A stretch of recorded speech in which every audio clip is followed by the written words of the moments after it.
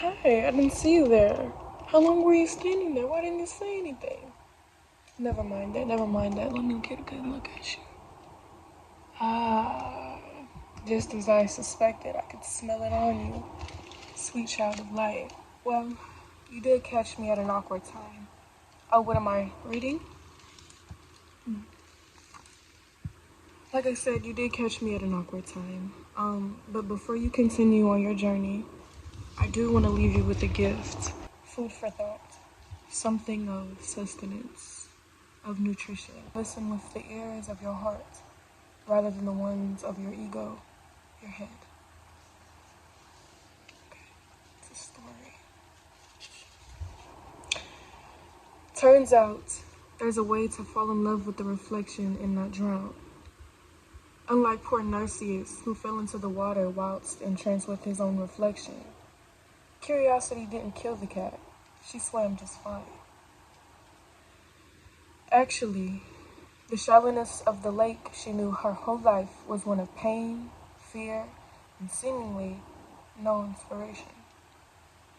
The feeling of there being more that meets the eye in the world and in her potential had her insatiable, hungry for more.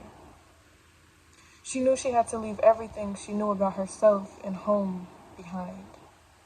For a scaredy cat, she was quite courageous. Notice I didn't say fearless. Though scared, she stood her ground and began her search.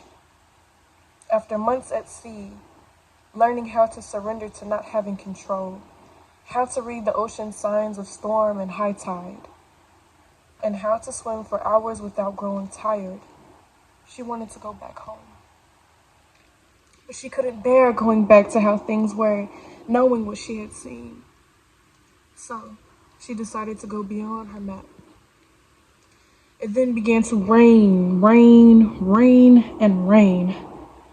It rained so much and was so dark that she had to rely solely on her instincts to know when to sleep, when to steer, due to both the sun and the moon both disappearing behind the clouds. Her boat's wood had been rotten for a while and was only getting worse. She knew she had to leave or she'd be unprepared when it did inevitably fall apart. So she jumped. She was tossed unmercifully and near death, nearly suffocated by the dark, cold waves. Gasping for air and floating on top of the suddenly still water, she decided to open her eyes to look at herself. To her surprise, she saw her beautiful and now unrecognizable face looking back at her and a lighthouse illuminating a shoreline a couple yards away. With her last bit of energy, she swam, climbed onto the rocks, and began to sing her heart out. The locals heard and crowded around to listen. Though she had lost her boat and belongings, she didn't leave empty-handed. Her treasure was the hard-to-accept, painful truth of the lies and stories she once told herself. In the reclamation of her own sovereignty and power, it was reflected back to her that she was her own muse, had been her own guiding light, and was perfectly capable of saving herself. Thank you. Now, before you leave, I want to draw a card for you in my she sirens deck. Okay?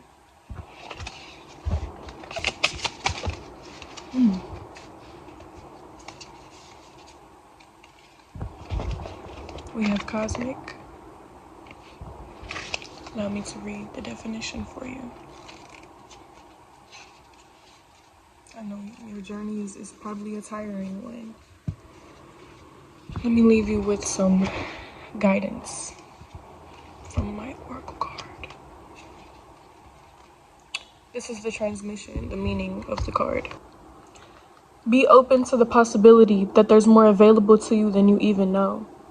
Be open to the possibility that things are happening exactly as they should. Be open to the possibility that life is working in your favor. Be open to the possibility that you get to co-create your reality with the cosmos. Can you do that? Can you be here in the present moment? Can you be present in your body? And can you also see that you're a part of something way bigger, as above, so below? Recognize you're connected to both Mother Earth and the cosmos, and that you're sacred as shit because you get to be the vessel that receives. What's being called of you is to receive and respond. Allow yourself the time and space to receive now. The world needs your creative post and response to be in collaboration with the cycles of the rhythms of the cosmos. The affirmation. My creative post is in collaboration with the cycles and rhythms of the cosmos. And here's a prompt. Something else for you to chew on. When you're pushing and reacting to life, let this be a reminder to look up, to gaze at the wide expanse of stars and planets and all the wild rhythmic intelligence that's playing out, and recognize that you too are made of the stars. As above, so below. The earth and the stars meet in your head, heart, and pelvic bowl.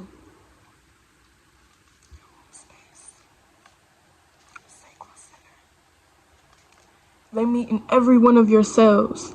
You are sacred as shit. If you could trust that you're in collaboration with the cosmos, what would you create together?